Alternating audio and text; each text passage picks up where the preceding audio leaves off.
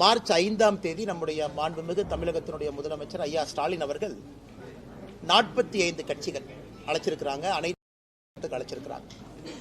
அதிலே பாரதிய ஜனதா கட்சி நாங்கள் எல்லா ஆலோசனை செய்த பிறகு அந்த கூட்டத்திலே பங்கேற்பதில்லை என்று முடிவு செய்திருக்கின்றோம். அதற்கான காரணத்தை முதலமைச்சர் அவர்களுக்கு கடிதம் மூலமாக இன்று தெரிவித்திருக்கின்றோம். முதலமைச்சருடைய கடிதத்திற்கு பதில் கடிதத்தை சற்று நேரத்திற்கு முன்பு, சில நிமிடங்களுக்கு முன்பு அனுப்பியிருக்கிறோம். அதில் விலாவாரியாக முதலமைச்சருக்கு பதில் சொல்லியிருக்கோம். அவருடைய கடிதத்தில் 3 பக்க கடிதத்தில் முதலமைச்சர் அவர்கள் நிறைய கேள்வி எழுப்பியிருந்தாங்க. நம்முடைய தொகுதி மறுசீரமைப்பு மட்டுமல்ல, மொழி பிரச்சனையிலிருந்து தேசிய கல்விக் கொள்கையிலிருந்து நிறைய கேள்விகள் அதில் இருந்துச்சு. அது எல்லாத்துக்கும் தகுந்த பதில் நாங்கள் அளித்திருக்கின்றோம். அளித்துவிட்டு முதலமைச்சருக்கு அதே நேரத்தில் தெரிவிச்சிருக்கிறோம். ஏன்னா எங்கேயும் கூட எந்த ஒரு மாநிலத்திற்கும் யாரும் அநியாயம் செய்வதாக இல்லை. அதுவும் தமிழகத்திற்கு எப்பொழுதுமே பாரத பிரதமர் நரேந்திர மோடி அவர்கள் அநியாயம் பண்ணவே மாட்டாங்க. அப்படி இருக்கும் பொழுது எதற்காக அனைத்து கட்சி கூட்டத்தை கூட்டியிருக்கிற கேள்வியை நாங்கள் எழுப்பியிருக்கிறோம். அந்த கடிதத்தினுடைய நகல் உங்களுக்கு வந்திருக்கும். அதில் பார்த்தீங்கன்னா எல்லா விஷயம் சொல்லியிருக்கோம். அதில் முதலமைச்சருக்கு சில கேள்விகள் நாங்கள் கேட்டிருக்கோம்.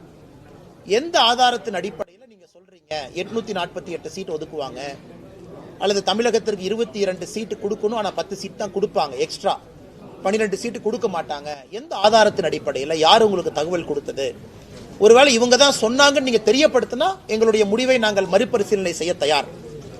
நீங்க எதுவுமே இல்லாம உங்க பாட்டுக்கு செயற்கையாக மக்களுடைய அடிப்படை பிரச்சனைகளை பற்றி பேசுறதுக்காக அனைத்து கட்சி கூட்டத்தை கூப்பிடுங்க. பெண்களுக்கு எதிராக நடக்கக்கூடிய பாலியல் வன்கொடுமைகள், மாணவ செல்வங்களுக்கு எதிராக பள்ளிக்கூடத்தில் நடக்கக்கூடிய பாலியல் வன்கொடுமைகள், இதற்கு எதிராக அனைத்து கட்சி கூட்டத்தை நீங்க வைங்கன்னு நாங்கள் டிமாண்ட் பண்றோம். இல்லாத ஒரு விஷயத்திற்காக எதற்கு அனைத்து கட்சி கூட்டத்தை வைக்கிறீங்கன்னு அதெல்லாம் நாங்கள் சொல்லியிருக்கோம். இது முதல் விஷயம் உங்களுக்கு. இரண்டாவது, பாரதிய ஜனதா கட்சி வருகின்ற 5ஆம் தேதி, மார்ச் 5ஆம் தேதி தமிழகம் முழுவதுமே 3வது மொழி நம்முடைய மாணவ செல்வங்கள் படிக்க வேண்டும் என்பதை வலியுறுத்தி ஒரு கையெழுத்து இயக்கத்தை ஆரம்பிக்க இருக்கின்றோம். சென்னையில் நிகழ்வில் நான் பங்கேற்கின்றேன். தமிழகம் முழுவதும் நம்முடைய டிஸ்ட்ரிக்ட் ஹெட் குவார்ட்டர்ஸ்ல பாரதிய ஜனதா கட்சியினுடைய மூத்த தலைவர்கள் பங்கேற்பார்கள். அன்னைக்கு ஒரு வெப்சைட்டும் லான்ச் பண்றோம்.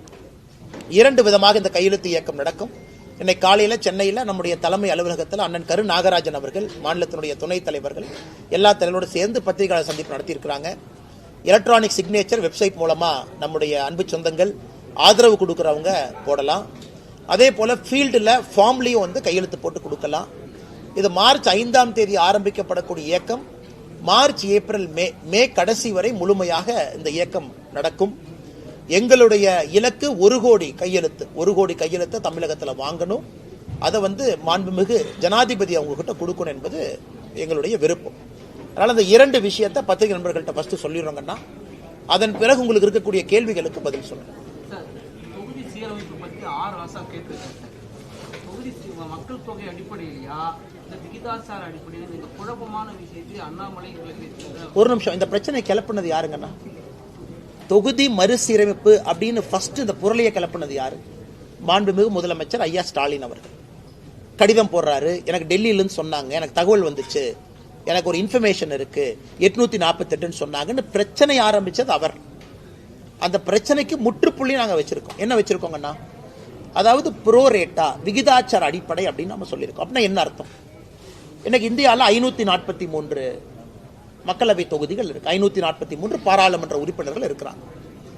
தமிழகம் 39 பேர் நாம இருக்கோம்.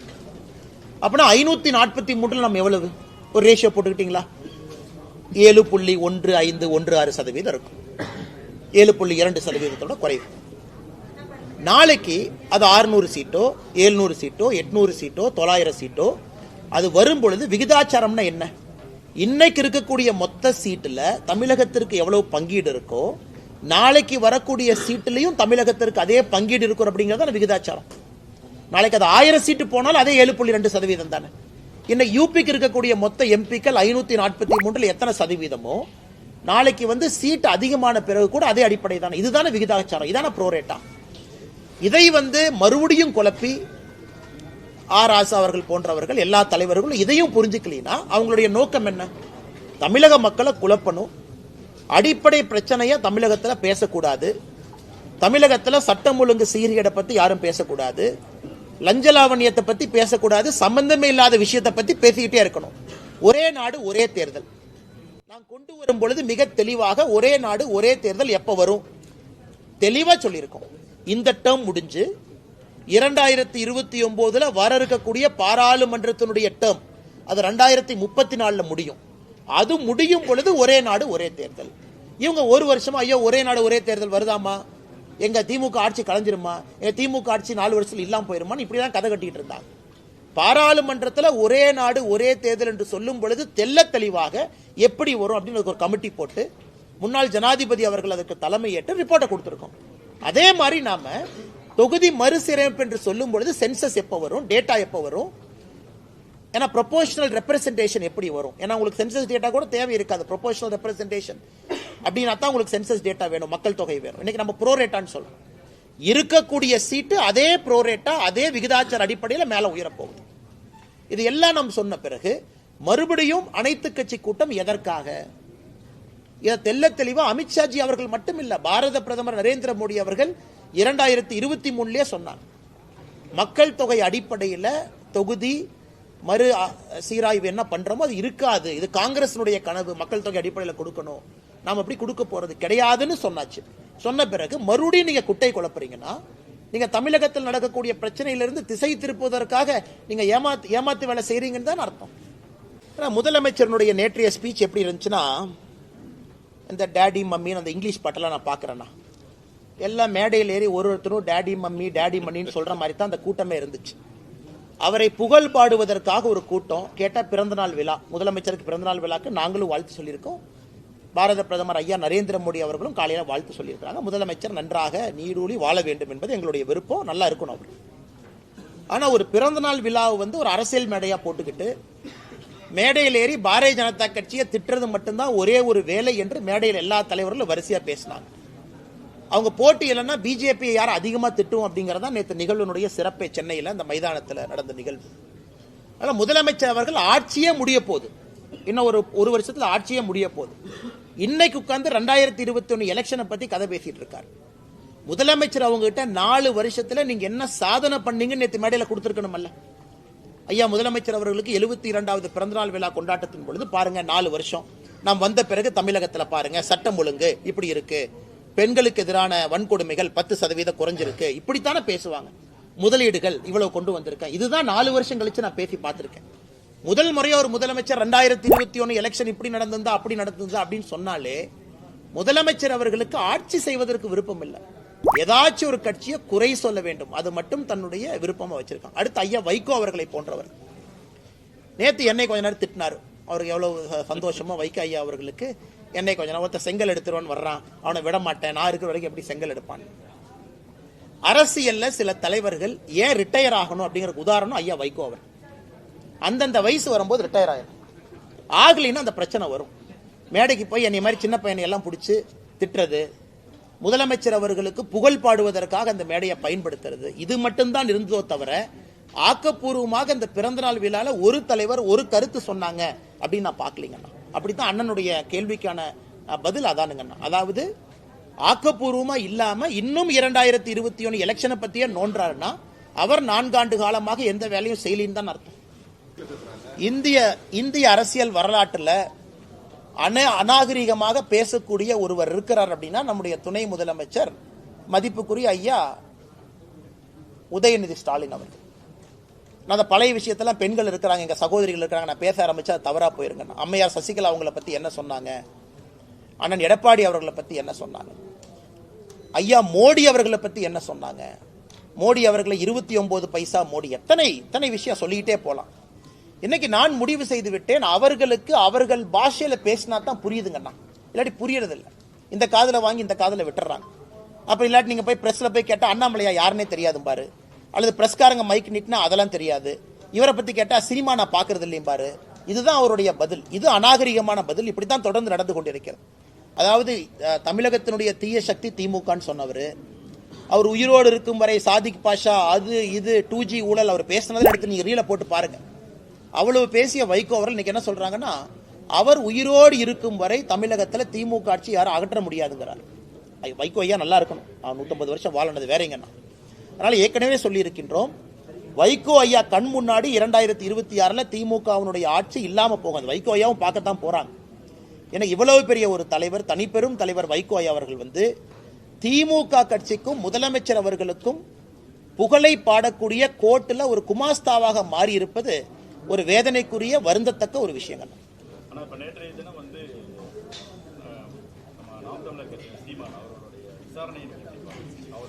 இது இரண்டு விதமாக பிரிச்சுக்கலாங்கன்னா, காவல்துறையினுடைய நடவடிக்கை அண்ணன் சீமான் அவர்களை பொறுத்தவரை அந்த வீட்டில் ஒட்டினது, அந்த அந்த சம்மன்ஸ் ஒட்டினது, அதெல்லாம் நடந்து கொண்ட விதம் ஏற்புடையது அல்ல.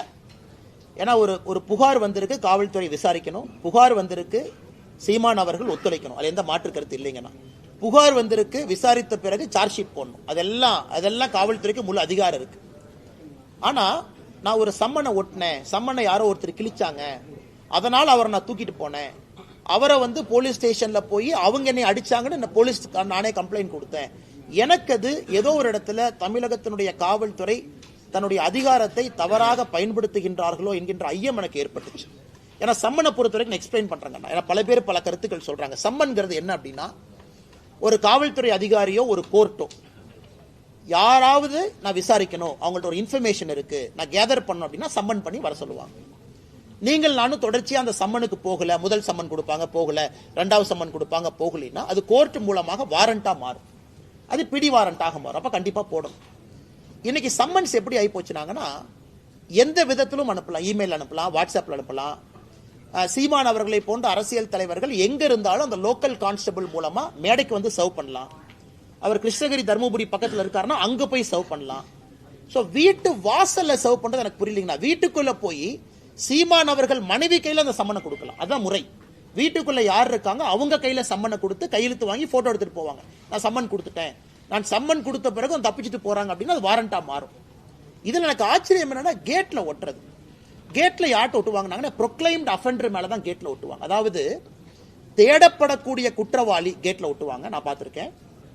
கோர்ட்டு ஒருத்தர் குற்றவாளின்னு சொல்லி எஸ்கேப் ஆயிட்டாங்க, அவங்கள வீட்டு வாசல் ஒட்டுவாங்க, P1 சொல்லுவாங்க, ப்ரொக்ளைம்டு அஃபெண்டர். ஒரு சீமான் அவர்களுக்கு வீட்டு வாசல்ல ஒட்ட வேண்டிய அவசியம் இல்லை என்பது என்னுடைய கருத்து. சரி, ஒட்டியாச்சு, அதை கிழிச்சிட்டாங்க.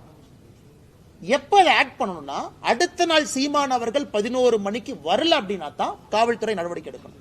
ஏன்னா நான் வீட்டுக்கு வந்தேன், நான் சம்மன் ஒட்டிட்டேன், காலைல 11 மணிக்கு வரணும்னு நான் சொல்லியிருக்கேன், நீ சம்மனை கிழிச்ச என்னமோ பண்ணிட்ட, அப்ப கிழிச்சாளுக்கு தெரியும் 11 மணின்னு. அப்ப நீ சீமான் அவர்கள்ட்டையோ அவங்க துணைவியாருக்கோ அவங்க நண்பர்களுக்கோ சொல்லியிருக்கணும். அடுத்த நாள் 11 மணிக்கு வரல அப்படின்னா நடவடிக்கை. அப்புறம் அவங்க இன்ஃபர்மேஷனை பார்த்து தானே கிழிச்சிருப்பாங்க. அதனால எனக்கு காவல்துறை நடந்து கொண்ட விதம், பத்திரிகையாளர்கள்ட்ட காவல்துறை நடந்து கொண்ட விதம், ஏன்னா யாரோ ஒருத்தர் அந்த பாதுகாவலர் ஒரு கன் எடுக்கிறாரு, நானும் பார்த்தேன், எக்ஸ் சர்வீஸ்மேன் கன் எடுக்கிறாங்க, அதை பத்திரிகை நண்பர்கள் நீங்களும் படம் பிடிக்க போறீங்க, அங்கெல்லாம் தேவையில்லாத பல விஷயங்கள். அதனால் தமிழகத்தினுடைய டிஜிபி முதலமைச்சர் அவர்கள் சீமான் அவர்கள் மீது நடவடிக்கை எடுக்கணுமா, ஆதாரப்பூர்வமா அதை எடுத்துக்கங்க. ஏன்னா அவரும் தனி மனிதன் தான், விசாரணை பண்ணணுமா, அவருக்கு எந்த எக்ஸம்ஷனும் கிடையாது, அவரு விசாரணைக்கு போகணும், எல்லாம் ஓகே. நடந்து கொண்ட விதம் எனக்கு ஏற்புடையதா இல்லைங்கண்ணா. சாமானிய மனிதனுக்கும் இது நடந்தால் என்ன ஆகுங்கிறத நான் பார்த்தேன். இத்தனை நாளா சீமான் அந்த பாலியல் இது நடக்கலன்னு சொல்லியிருக்காரு. நேற்றைய தினம் விருப்பப்பட்டு வந்தான்னு சொல்லி அண்ணா அதுக்குள்ள நான் போலி விரும்பலிங்கண்ணா. அது எனக்கும் அதுக்கும் சம்பந்தம் இல்லாத ஒரு விஷயங்கண்ணா. வீரப்பனுடைய மகள் இருக்காங்க, ஆமாங்கண்ணா, காவல்துறை அவங்கள தனிமையில தடுத்திருக்காங்க, அதுக்கு சின்ன கைகலப்பு நடந்திருக்கு. அதை எப்படி பாக்குறீங்க? அவங்க என்ன சொல்லியிருக்காங்க பேட்டியில, இந்த மாதிரி என்னை ஆரம்பத்துல இருந்தே தடுத்துட்டு வர்றாங்க, பள்ளியில் ஆகட்டும், கல்லூரியில் ஆகட்டும், அரசியல் ஆகட்டும், இன்னைக்கு இங்கேயும் தடுக்கிறாங்க அப்படின்னு சொல்லி ஒரு பதிவு வச்சிருக்காங்க. இதை எப்படி பாக்குறீங்க? நான் இந்த பதிவு எப்படி பார்க்குறேன்னா, சீமான் அவர்கள் இந்த விஷயத்தை பற்றி என்ன பேசுகிறாங்க அதை பற்றி நான் கருத்து சொல்ல விரும்பல. அது காவல்துறை அவர்கள் விசாரணை எடுக்கணும், நடவடிக்கை பண்ணணும், தப்பு நடந்திருந்தா நியாயம் கொடுக்கணும், அது வேறங்கண்ணா. நான் முதல்ல இருந்து அந்த பாயிண்ட்டுக்குள்ளேயே போலிங்கண்ணா. நான் காவல்துறை இந்த சம்மன் விஷயத்தில் நடந்து கொண்ட விதத்தை மட்டும்தான் நான் பேசுகிறேன். இரண்டாவது, ஒரு காவல்துறையை பொறுத்தவரை என்னை தடுக்கிறாங்க வர்றாங்க, நம்ம புரிஞ்சுக்கணுங்கன்னா, ஒரு போலீஸ் ஸ்டேஷன் ஒரு 500, 1000, 2000 கணக்கான தொண்டர்கள் வர்றாங்கன்னா அவங்களையெல்லாம் வச்சு ஒரு போலீஸ் ஸ்டேஷனில் வேலை பார்க்க முடியாதுங்கண்ணா. ஒரு காவல்துறைக்கு எல்லோரையும் தடுப்பதற்கான உரிமை இருக்கு. காரணம், லா அண்ட் ஆர்டர் அவங்க மெயின்டைன் பண்ணும். ரோட்டை மறிச்சு உட்காரலாம், லா அண்ட் ஆர்டர் கைவிட்டு போகலாம், எமோஷனல் கேடர்ஸ் இருப்பாங்க, பேரிகேட்ஸ் போடுவாங்க. அதை பற்றி எனக்கு கருத்து இல்லைங்கண்ணா. என்ன நடந்துச்சு, எவ்வளோ போலீஸ் டிப்ளாய் பண்ணியிருந்தாங்க, அதை பற்றி நான் சொன்னால் தவறாக போயிடும். அதே மாதிரி போலீஸ் ஸ்டேஷனுக்குள்ள ஒரு என்கொயரி பண்ணும்போது ஒரு என்கொயரி பிளேஸ், அது கூட லாயர்ஸ் இருக்கலாம், சம்பந்தப்பட்ட நபர்கள் இருக்கலாம், கேஸுக்கு சம்பந்தப்பட்டவங்க இருக்கலாம். இல்லை நான் கூட ஒரு 10 பேர் போவேன், 20 பேர் போவேன், 30 பேர் போவேன், அது போலீஸ் ஸ்டேஷனாக இருக்காது, வேற மாதிரி மாறிடுங்கண்ணா. அதை தடுப்பதற்கும் காவல்துறைக்கு உரிமை இருக்கு. ஆனால் இந்த கேஸை பொறுத்த வரைக்கும் காவல்துறை ஆரம்பத்திலிருந்து கடைசி வரை நேர்மையாக நடந்துக்கிறாங்க அப்படிங்கிறத நம்ம பார்க்க முடியும். அதை பொறுத்து அந்த கேஸே நேர்மையாக நடக்குதான்னு சொல்ல முடியும். அதனால் காவல்துறை நேர்மையாக ஒளிவு மறைவு இல்லாம டிரான்ஸ்பரண்டா நடந்தாங்கன்னா நாளைக்கு எல்லோருக்கும் காவல்துறையின் மீது நம்பிக்கை வரும். நிதியமைச்சர் தங்கம் தென்னரசு நேற்று ஒரு பேட்டியில சொல்லியிருக்காரு, மத்திய அரசு வந்து மாநிலங்களுக்கான நிதி ஒதுக்கீடை மேலும் குறைக்கிறதுக்கு பிளான் பண்றாங்க அப்படிங்கிற மாதிரி சொல்லியிருக்காரு. தங்கம் தென்னரசு ஐயா டெல்லி போகும்போது இதை பத்தி எதுவுமே பேச மாட்டாருங்கண்ணா. ஜிஎஸ்டி கவுன்சில் அதை பத்தி எதுவுமே பேச மாட்டாரு. நம்முடைய நிதியமைச்சர் அம்மா நிர்மலா சீதாராமன் அவங்களை சந்திக்கும் போது எதுவுமே பேச மாட்டார். ஆனா சென்னைக்குள்ள வந்து பத்திரிகையாளரை சந்திச்சு அதை பேசுவார். அப்படி குறைக்கிறதுக்கு முயற்சி எடுக்கிறோம்னா எதுல குறைக்கிறதுக்கு முயற்சி எடுக்கிறோங்கன்னா, இன்று நம்முடைய கடிதம் முதலமைச்சருக்கு எழுதிய கடிதத்தில் குறிப்பிட்டிருக்கோம். ஐயா 10 ஆண்டு காலம் யூபிஏ காலகட்டத்தில், 10 ஆண்டு காலம் என்டிஏ காலகட்டத்தில் தமிழகத்திற்கு கொடுக்க வேண்டிய நிதி 5 மடங்கு அதிகமா வந்திருக்கு. டெவல்யூஷன் கிராண்ட் ஹெட்ல மட்டும் 5 டைம்ஸ் மோர் கொடுத்திருக்கோம். அப்படி இருக்கும் பொழுது எந்த ஆதாரத்தின் அடிப்படையில் தமிழகத்திற்கு நிதி கம்மியா வருதுன்னு சொல்றீங்கிற நம்ம கோடிட்டு காட்டியிருக்கோம் எல்லாமே. அதனால் தங்கம் தென்னரசு ஐயா அவர்கள் இல்ல குறைச்சிருக்காங்கன்னா எந்த ஹெட்ல குறைக்கிறோம், ஏன் குறைக்கிறோம் அப்படிங்கிற விவரத்தை சொல்லட்டும், நாங்க பதில் சொல்றோம். மக்காச்சோளத்துக்கு 1% செஸ் வரி அதிகப்படுத்திருக்காங்க சார். அது வந்து வியாபாரிகள் வந்து மக்காச்சோளத்தை கொள்முதல் பண்ற விவசாயிகள்கிட்ட அந்த வரியை சேர்த்து வாங்குறாங்க சார். அது சம்பந்தமாகவும் அந்த மக்காச்சோளத்தை பொறுத்த வரைக்கும் ஒரு அடிப்படை பிரச்சனை என்ன அப்படின்னாங்கன்னா, இன்னைக்கு இந்தியாவில் வந்து ஒரு பகுதியில் மக்காச்சோளம் நிறைய விளையுது, மத்திய பிரதேஷ். ஒரு பகுதியில் மக்காச்சோளம் நமக்கு வேணும், நம்ம பகுதியில் விளையுது, மத்திய பிரதேஷ் கொஞ்சம் அதிகமாக விளையுது. ஸோ மக்காச்சோளம்ங்கிறது நம்ம குறிப்பாக நம்முடைய கால்நடைகளுக்கு அதிகமாக நம்ம பயன்படுத்துகிறோம். ஆடு, கோழி, தீவனங்கள் எல்லாமே மக்காச்சோளம் பேஸாக வச்சு. இன்னைக்கு பிரச்சனை என்னன்னாங்கன்னா, சவுத் அமெரிக்காவிலிருந்து வரக்கூடிய மக்காச்சோளத்தினுடைய விலை இந்தியாவிலிருந்து வரக்கூடிய மக்காச்சோளத்தினுடைய விலையை விட குறைவாக இருக்கு. சவுத் அமெரிக்காவிலிருந்து நீங்கள் மக்காச்சோளத்தை வாங்குறீங்கன்னா கப்பல் மூலமாக, அது போர்ட்டுக்கு வரும்போது அதே மக்காச்சோளத்தை நீங்கள் எம்பியிலிருந்து தமிழ்நாட்டுக்கு கொண்டு வந்தீங்கன்னா சவுத் அமெரிக்காவிலிருந்து வர மக்காச்சோளம் இதை விட குறைவாக இருக்கு. ஸோ நிறைய நம்முடைய நண்பர்கள் நாமக்கல்ல சார்ந்தவங்க, கோழி பண்ணை வச்சிருக்கிறவங்க, தீவனம் வச்சிருக்கிறவங்க எல்லாம் என்ன சொல்றாங்கன்னா, எங்களுக்கு வட அமெரிக்காவிலிருந்து வரக்கூடிய மக்காச்சோளத்தை அனுமதி கொடுங்க அப்படின்னு. ஸோ நாம் ஒரு வரி போட்டிருக்கோம். ஏன்னா வந்து ஒரு மற்ற நாட்டினுடைய மக்காச்சோளம் மொத்தமாக நம்ம நாட்டை வந்து ஃபிளட் பண்ணும் பொழுது நம்ம விவசாயிகளுக்கு பிரச்சனை வரும். ஏன்னா அவங்க டம்ப் பண்றாங்க. ஒரு வட அமெரிக்காவுடைய மக்காச்சோளம் பார்த்தீங்கன்னா நாட்டுக்குள்ள டம்ப் பண்றாங்க. ஸோ அதனால இந்த மார்க்கெட் மெக்கானிக்ஸ்ல தொடர்ந்து நாம் அந்த வரி வச்சு தான் பேலன்ஸ் பண்றோம். அதே நேரத்தில் இவர்களுக்கான முட்டுவலியும் அதிகமாக கூடாது, குறிப்பா வந்து தீவனங்களுக்கான முட்டுவலியும். ஸோ நம்மை பொறுத்தவரை யாருக்கும் பாதிப்பு ஏற்படக்கூடாது. அதே நேரத்தில் உள் ஊரில் இருக்கக்கூடிய மக்காச்சோள விளைவிக்கிறவங்களுக்கு, ஏன்னா பிரச்சனை என்னங்கன்னா அவ்வளவு கோழிகள், முட்டைகள், கறிக்கோழிகள் பண்ணைகள் வந்து தமிழகத்தில் அதிகமாக இருக்கு. நாமக்கல்ல இருந்து நீங்க பாத்தீங்கன்னா சங்ககிரி இந்த பகுதி எல்லாமே நிறைய இருக்கு. அதனால தொடர்ந்து வரக்கூடிய பிரச்சனைங்கன்னா அவங்க சொல்லும் போதெல்லாம் அப்பப்போ நாங்கள் பேலன்ஸ் பண்ணி கொடுப்போம். இன்னைக்கு அது மறுபடியும் அவர்களுக்கு பிரச்சனையா இருக்கு அப்படின்னா அதற்கு என்ன உதவி தேவையோ நாங்கள் செஞ்சு கொடுக்குறோம். கரெக்டுங்கண்ணா. ஏன்னா மாநில அரசுக்கும் இதே பிரச்சனை இருக்குங்கண்ணா. நான் எனக்கு 2 பேர்த்தையும் நான் நேரடியாக குறை சொல்ல விரும்பல. அதனால ஏன்னா நம்ம மத்திய அரசு சார்பாக நாமளும் உள்ள டியூட்டி போட்டிருக்கோம் உள்ள வரும்பொழுது. அதனால நான் நேரடியாக குறை சொல்ல விரும்பலைங்கன்னா, எங்க இதனால முயற்சி எடுத்து மாநில அரசு குறைக்க முடியும் என்று இருந்தால் கண்டிப்பா நாங்கள் ரெக்வஸ்ட் பண்றோம். மத்திய அரசினுடைய நோக்கம் வட அமெரிக்காவுடைய மக்காச்சோளம் மார்க்கெட்டை ஃபிளட் பண்ணக்கூடாதுங்கிறது நம்முடைய நோக்கம். அதுல ஏற்கனவே போன ஆண்டு ஹெல்ப் பண்ணோம், இந்த ஆண்டும் தேவைன்னா மத்திய அரசு கவனத்துக்கு எடுத்துட்டு போய் உதவி பண்றோம். ஆனா திருமாவளவன் அதே மீட்டிங்ல என்ன சொல்லியிருக்காருன்னா, மாநில சுயாட்சிக்கு, மொழிக்கு, அரசியலமைப்புக்கு எதுக்குமே பாதுகாப்பு இல்லைன்னு சொல்லி பதிவு பண்ணிருக்காரு. திருமாவளவன் ஸ்கூலுக்கு மட்டும் பாதுகாப்பு இருக்கு. நாங்க வந்து திருமாவளவன் ஸ்கூல் நடத்துறாரு, சிபிஎஸ்சி நடத்துறாருன்னு நைட்டோட நைட்டாங்கன்னா ஆளை மாத்துறாரு. இந்த ஸ்டேஷன்ல ரவுடிகள் ஆளை மாத்துற மாதிரி நைட்டோட நைட்டா கரஸ்பாண்டா இருந்தவரை ட்ரஸ்ட்ல ஒருத்தரை போட்டு அவங்ககிட்ட கரஸ்பாண்டன்ட் கொடுத்துட்டு நான் அப்படியே ரோட்ல நடந்து போயிட்டு இருந்தேன், என் கையை பிடிச்சி அவங்களே இழுத்துட்டு போய் இந்த ஸ்கூல்ல கரஸ்பாண்டன்டாருன்னு சொன்னாங்க, அதனால நான் கரஸ்பாண்டன்டா இருக்கேன். எத்தனை நாளைக்கு இந்த கம்பி கட்டுற கதையை, திருமாவளவன் சொல்லக்கூடிய கம்பி கட்டுற கதையை எத்தனை நாளைக்கு தமிழக மக்கள் கேட்டுக்கிட்டே இருப்பாங்கன்னா? இவர் வந்து மொழிக் கொள்கைக்கு ஆதரவு அப்படின்னு சொன்னாங்கன்னா எதுக்கு இவர் சிபிஎஸ்இ ஸ்கூல் நடத்துறாரு? அப்புறம் அடுத்தது சொல்றாரு சிபிஎஸ்இ ஸ்கூலே ஆரம்பிக்கல, சும்மா தான் என் பேரை போட்டாங்க. பத்திரிகை நண்பர்கள் காட்டுறீங்கன்னு போட்டோ பாருங்க, நீங்களே போய் ரிப்பன்லாம் கட் பண்ணி குழந்தைங்களா இருக்காங்க. இல்லப்பா அது 10 குழந்தைங்க தான் இருந்தாங்க, ஃபுல்லா ஸ்கூல் ஆரம்பிக்கல. இந்த மாதிரி தொடர்ந்து பொய்யை மட்டும் பேசக்கூடிய திருமாவளவன் அண்ணனுக்கு என்ன பதில் நான் சொல்றதுங்கண்ணா? எனக்கு திருமாவளவன் அண்ணன் அவர்கள் நன்றாக புரிந்து கொள்ள வேண்டும். இன்னைக்கு அவர் ஒரே ஒரு மனசாட்சிப்படி ஒரு பதில் சொல்லட்டுங்கண்ணா. தமிழகத்துல கடந்த 10 ஆண்டு காலமாக தாய்மொழி தமிழ் மொழிக்கு உலக அளவுல மோடி அவர்கள் அங்கீகாரம் தேடி கொடுக்கலையா அப்படிங்கறதுக்கு பதில் அவர் சொல்லட்டும். அவர் சொல்லட்டும். பாராளுமன்றத்தில் எங்கேயாச்சும் நாம தமிழ் மொழிக்கு அவமரியாதை செய்திருக்கின்றோமா சொல்லட்டும், கலாச்சாரத்துக்கு அவமரியாதை செய்திருக்கின்றோமா சொல்லட்டும். எதுவுமே இல்லாம அரசியல் காரணத்திற்காக அண்ணன் பேசலன்னா எப்படி பதில் சொல்றதுங்க? பிரசாந்த் கிஷோர் ஒரு அறிவிப்பு கொடுத்திருக்காரு சார், 2026 தேர்தலில் தாவேகா விஜயோட கட்சி தனித்து தான் போட்டியிடுன்னு சொல்லி அறிவிப்பு கொடுக்கல. ஒரு தனியார் தொலைக்காட்சி இன்டர்வியூ எடுக்கும்போது சொல்லியிருக்கின்றார். அண்ணா கரெக்டுங்கண்ணா, சொல்லணும்லண்ணா. இன்னைக்கே ஜெயிக்காதுன்னு சொன்னா அப்புறம் பிரசாந்த் கிஷோர் அண்ணா ஒரு வருஷம் கூட வச்சுக்க மாட்டார்ல. இந்த கவுண்டர் பண்ணி என்ன சொல்லுவார், சாப்பாடு நல்லா இருக்குன்னு சொன்னா தான் சோறு போடுவேன் அப்படின்னு. அதனால இன்னைக்கு வந்து நீங்க விஜய் அண்ணனோட இருக்கும்போது சாப்பாடு நல்லா இருக்குன்னு சொல்லணும், சோறு போடணும்லண்ணே. அதனால பிரசாந்த் கிஷோர் அவர்களை பத்தி நான் தவறா சொல்லிங்கண்ணே. அவர் ஒரு கட்சியோடு சார்ந்திருக்கின்றார், சொல்வதற்கு எல்லா உரிமை இருக்கு. ஏன்னா இதையே பிரசாந்த் கிஷோர் அவர்கள் பல இடத்துல சொல்லியிருக்கிறாங்க. அவருடைய சொந்த கட்சிக்கும் பீகார்ல சொல்லியிருக்கிறாங்க, ஜனஸ்வராஜ் பீகார்ல ஜெயிக்கும்னு சொன்னாங்க. ஆனா நடந்து முடிந்த தேர்தலில் பாத்தீங்கன்னா 3வது 4வது இடத்துல தான் வந்தாங்க பை எலெக்ஷன்ல. அதனால அவர் சொல்றவங்க சொல்லட்டும், மக்கள் கடைசியா முடிவு செய்ய போறாங்க. நான் மக்களுடைய கையில் அது இருக்கு. என்னை பொறுத்தவரை அதை சாத்தியக்கூறாக நான் பார்க்கவில்லை. ரொம்ப அது கண்டிக்கத்தக்க ஒரு விஷயம். ஏன்னா ஒரு கிரிமினல் சட்டத்தில் பார்த்தீங்கன்னா நம்ம ஒரு ஐபிசி பீனல் கோட் இன்னைக்கு பிஎன்எஸ் ஒரு கிரைமை வந்து 3 ஏஜா பிரிப்பாங்க. 8 வயசு, 8லிருந்து 12 வயசு, 12லிருந்து 18, 16 அது மாறுதுங்க டிபெண்டிங் ஆன் த ரேட். 8 வயசுக்கு கீழே இருக்கக்கூடிய ஒரு குழந்தை எந்த தவறு செய்தாலும் அது தவறு கிடையாதுங்கிற அர்த்தம். ஏன்னா மென்ஸ்ரியா, லாட்டின்ல மென்ஸ்ரியான்னு ஒரு வார்த்தையை பயன்படுத்துறாங்க.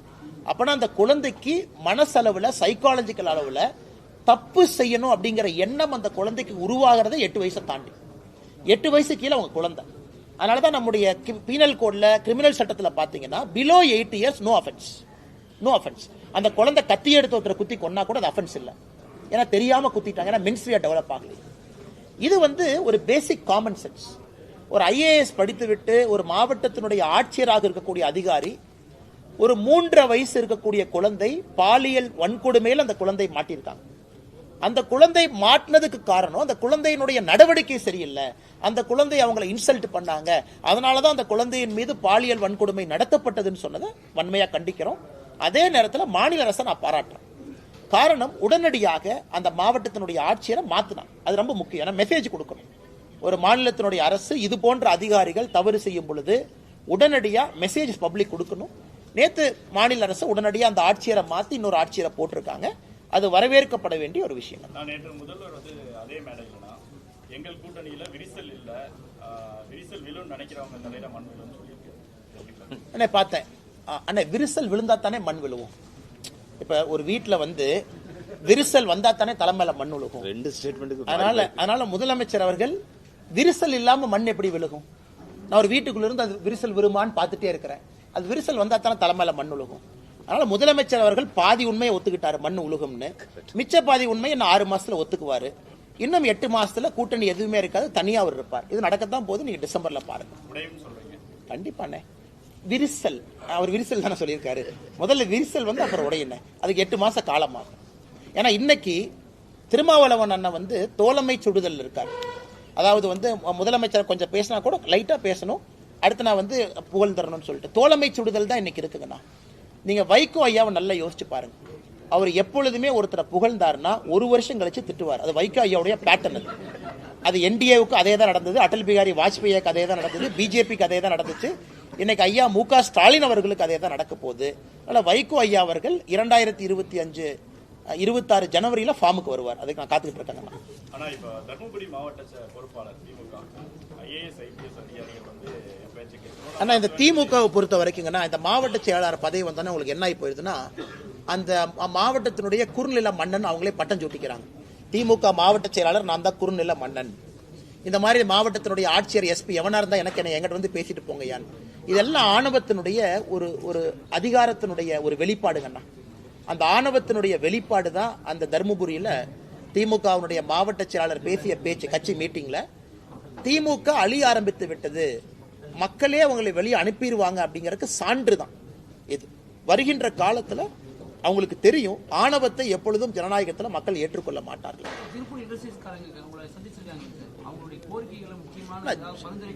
ரெகுலர் மீட்டிங்ஸுங்கன்னா சால்வ் பண்ணி கொடுப்போம், அப்பப்போ ஃபீட்பேக் எடுப்போம். நிறைய இஷ்யூஸ் இருக்குங்கன்னா மைக்ரண்ட் லேபரர்ஸ் ப்ராப்ளம் இருக்கு, அவர்களுக்கு தேவையான ஹவுசிங் ஃபெசிலிட்டி பிரச்சனை, இம்போர்ட் டியூட்டி காட்டன் 11% இருக்கு, எல்டிசி கண்ட்ரி 5.5%. நிறைய இஷ்யூஸ் இருக்குங்கண்ணா, தொடர்ந்து செஞ்சுக்கிட்டு இருக்கோம். ஏன்னா டெக்ஸ்டைல் வந்து டைனமிக் செக்டருங்கண்ணா. 3 மாதத்துக்கு முன்பு இருந்த பிரச்சனை இன்னைக்கு வேற பிரச்சனையா இருக்கும். இன்னும் 6 மாசம் கழிச்சு பேசினா புது பிரச்சனையா இருக்கும். அதனால அடிக்கடி நம்முடைய மாவட்டத்தினுடைய ஆற்றல் மிகுந்த தலைவர்கள், இதற்கு முன்பு அண்ணன் செந்தில்நாதன் அவங்க இருந்தாங்க, இப்ப அண்ணன் ஸ்ரீனிவாசன் அவங்க இருக்கிறாங்க, கூட எல்லாம் எங்களுடைய மாநிலத்தினுடைய நிர்வாகிகள் எல்லாம் இருக்கிறாங்க. தொடர்ந்து அவங்க பேசிட்டே இருக்காங்க. திருப்பூரை பொறுத்த வரைக்கும் it's a very dynamic place. அதனால நீங்க பேசிக்கிட்டே இருக்கணும், அந்த பிரச்சனை எடுத்துட்டு போகணும், சால்வ் பண்ணிட்டே இருக்கணும்னா காரணம் டெக்ஸ்டைல் மாதிரி ஒரு டைனமிக் செக்டர் இல்லைங்கண்ணா. ஒரு சின்ன காட்டன் வழியில பிரச்சனை வந்தா இங்க பிரச்சனை வரும். அதனால ரொட்டீன் ஃபீட்பேக், நிறைய விஷயங்கள் எங்களால் செய்து கொடுக்க முடியும், செய்து கொடுக்கும்.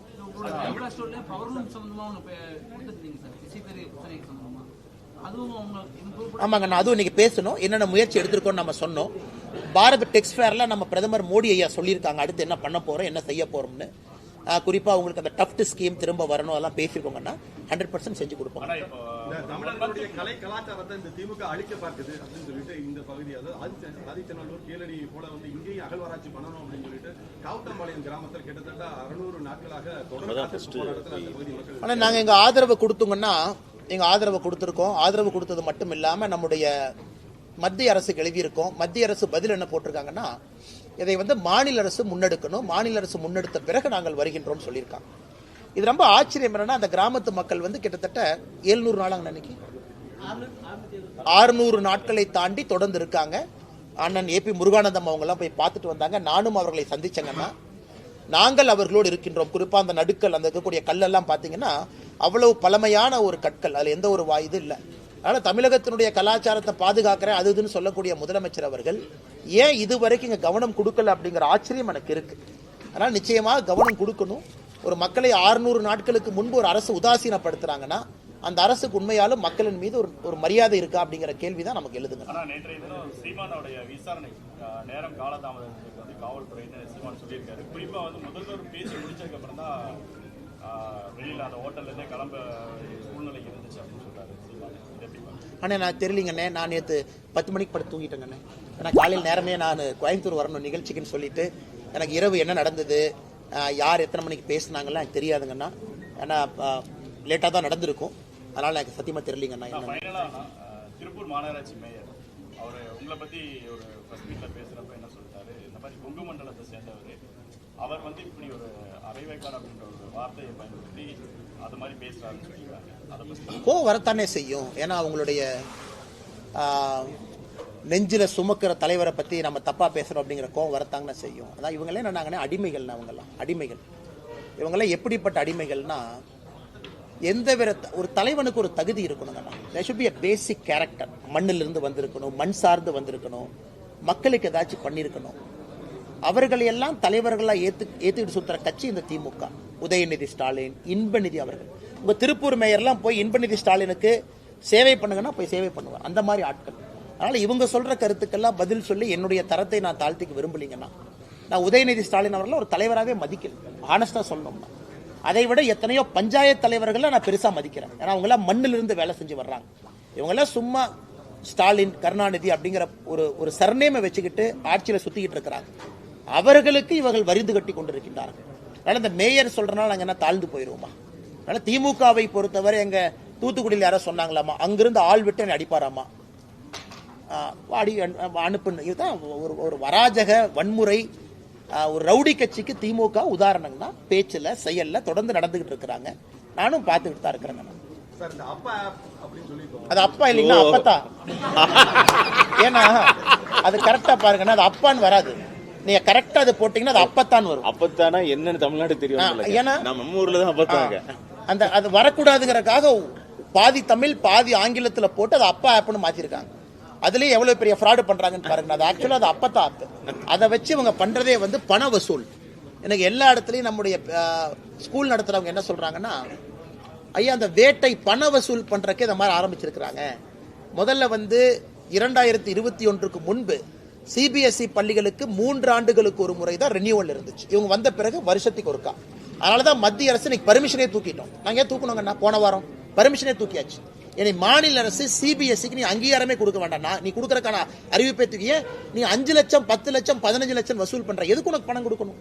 அது ஒன்றுங்கண்ணா. இரண்டாவது, இன்னைக்கு அங்கீகாரத்தை தூக்குனதுக்கு அப்புறம் இந்த கூட்டத்தை போடுறாங்க. அப்பான்னு போட்டு ஸ்கூல்ல பேரண்ட் டீச்சர்லாம் கொண்டு வந்து அவங்கள வச்சு ஒரு பண வசூல் பண்றாங்க. இவங்க வேலையை வந்து ஏதாவது பண்ணி கல்லூரியில பள்ளிக்கூடத்துல பண வசூல் பண்ணலாங்கிறத அவங்க நோக்கம்.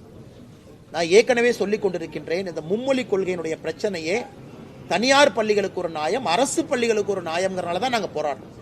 அதுக்கு வந்து இந்த அப்பா, இந்த அப்பத்தா, இதெல்லாம் ஒரு காரணங்கண்ணா. அதுக்கு முடிச்சுக்கலாமாங்க? ஆக்சுவலா நம்ம சுகாதாரத்துறை அமைச்சர் மா சுப்பிரமணியம் இன்னைக்கு கொடுத்த பேட்டியில் என்ன சொல்லியிருக்காங்கன்னா, பள்ளி கல்லூரிகள் முன்னாடி இருக்கக்கூடிய ஏராளமான கடைகளுக்கு நாங்கள் சீல் வச்சிருக்கோம். மா சுப்பிரமணியனுக்கு ஒரே கேள்வி, யார் அந்த சார் சீல் வச்சதுன்னு கேட்கிறேன். எல்லாம் நாடகங்கண்ணா. எங்கூட மாசு ஒன்ன வரட்டும், இங்க திருப்பூர்ல என் கூட வாங்கினா உங்களுக்கு தெரியும். நான் சும்மா உங்களுக்கு விரும்பல. எத்தனை பள்ளிக்கூடத்து பக்கத்துல எத்தனை குட்கா, எத்தனை சிந்தட்டிக் ட்ரக்கு, எத்தனை கஞ்சா, எத்தனை அபின் வாங்கி கொடுக்குறேன், கூட வர சொல்லுங்கண்ணா. அப்படி சீல் வச்சாருன்னா ஐயா சொல்லிட்டு யார் அந்த சார் சீல் வச்சது, எந்தெந்த பள்ளியில போய் அந்த சார் யாருன்னு சொல்லிட்டு. எங்கேயும் சீலெல்லாம் வைக்கலன்னா சும்மா கதை விட்டுட்டு இருக்காங்க. இவர்கள் வந்த பிறகு பள்ளிக்கூடம் எல்லாம் இன்னைக்கு கஞ்சா காடுகளாக மாற ஆரம்பிச்சிருக்கு. பிளே கிரவுண்ட்ல நான் பார்த்தேன், தனியார் பள்ளி ஒன்று மெசேஜ் போட்டிருக்காங்க கோயம்புத்தூர்ல, உங்களுக்கு பாத்தீங்களான்னு தெரியல. குழந்தைங்களுடைய பேக்லாம் வீட்டுக்கு வந்தா செக் பண்ணுங்க, பள்ளிக்கூடத்தில் நாங்களும் உள்ள வரும்போது செக் பண்றோம். இந்த அளவுக்கு குழந்தைகள் மீது சந்தேகத்தை ஏற்படுத்தக்கூடிய ஒரு பள்ளி கல்வித்துறையை அவங்க நடத்திக்கிட்டு இருக்காங்க. பல்லடத்துல 3 பேர் கொலை சம்பவங்கள் இப்ப வரைக்கும் 14 தனிப்படைகள் அமைச்சு இப்ப வரைக்கும் வந்து குற்றவாளிகளை கைது பண்ண முடியாம காவல்துறை. அண்ணா, நம்முடைய திருப்பூர் மாவட்டத்தினுடைய தலைவர் உட்பட அந்த கையெழுத்து இயக்கம் போயிட்டு இருக்குங்கன்னா, 15ஆம் தேதிக்கு மேல ஆளுநரை அவங்க சந்திக்க இருக்கிறாங்க. சப்மிட் பண்ண கையெழுத்தெல்லாம் கொடுத்து சிபிஐ என்கொயரி கேட்க போறோம். சமீபத்தில் பார்த்த நம்முடைய இன்னொரு சமுதாயத்தை சார்ந்த ஒருத்தரை கொண்டு வந்து ஸ்டேஷன்ல வச்சு டார்ச்சர் பண்ணி அவங்கள வெளியே வந்து ஒரு பெரிய போராட்டம் பண்ணிட்டு இருந்தாங்க. இது வேங்கை வயல் மாதிரி இந்த பிரச்சனையில யாரோ ஒருத்தரை கூப்பிட்டு மிரட்டி அவங்ககிட்ட கன்ஃபெஷன் வாங்கி இதை முடிக்க பார்க்கறாங்க. அதனால் எங்களை பொறுத்தவரை சிபிஐ விசாரணை மட்டும்தான் தீர்வுன்னு நினைக்கிறோங்கன்னா. முதலமைச்சருக்கு நாங்கள் எழுதின கடிதம் அங்கே இருக்குங்கன்னா அது உங்களுக்கு கொடுத்துட்றோம். ஏன் நாங்கள் அனைத்து கட்சி கூட்டத்துக்கு வரமாட்டோம் அப்படின்னு சொல்லி ஒரு 6-7 பக்கத்து கடிதம் எழுதியிருக்கோம். அதில் எல்லாம் நாங்கள் குறிப்பிட்டிருக்கோம். முதலமைச்சர் சொன்ன விஷயத்துக்கு எல்லா பாயிண்ட்டுக்கும் பதில் சொல்லியிருக்கோம். அதையும் பத்திரிகை நண்பர்களோட ஒரு காப்பி கொடுத்துட்றாங்கன்னா உங்களுக்கு சாஃப்ட் காப்பி இருக்கும், நீங்கள் பயன்படுத்திக்கலாம். நன்றிங்கண்ணா.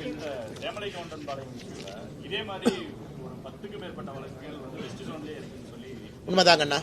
குறிப்பாக வெஸ்ட் ஜோனில் எனக்கு தெரிஞ்சு நான் ஒரு ஸ்பாட்டுக்கு போனாங்கன்னா, நாமக்கல் பக்கத்தில் இதே மாதிரி ஒரு இடத்துல 2 பேர் வீட்டில் அடித்து கொண்டாங்க. அப்புறம் தோட்டத்தில் நள்ளிரவில் 1, 2, 3 பேர் கொலைகள் நிறையா இருக்குது. எனக்கு தெரிஞ்சு 10 வழக்குகள் என்பதே குறைவு. அதனால தான் நாங்கள் ஸ்ட்ராங்காக அதுக்கு போராட்டம் பண்ணது, ஸ்பாட்டுக்கு போனது. ஏன்னா இது காப்பி கேட்ட மாதிரி நடக்குது. 3 மாதத்துக்கு ஒரு முறை வெஸ்ட் ஜோனில் குறிப்பாக தோட்டத்து வீட்டில் இரவில் தனியாக இருக்கிறவங்கள பார்த்து ஒரு கேங் டார்கெட் பண்ணிருக்காங்க. தொடர்ந்து இது நடக்குது. அதனால் நீங்கள் சொல்வது உண்மைதான். இதை காவல்துறை கம்பீரமாக எடுத்து இதற்கான தீர்வு கொடுக்கணுங்க.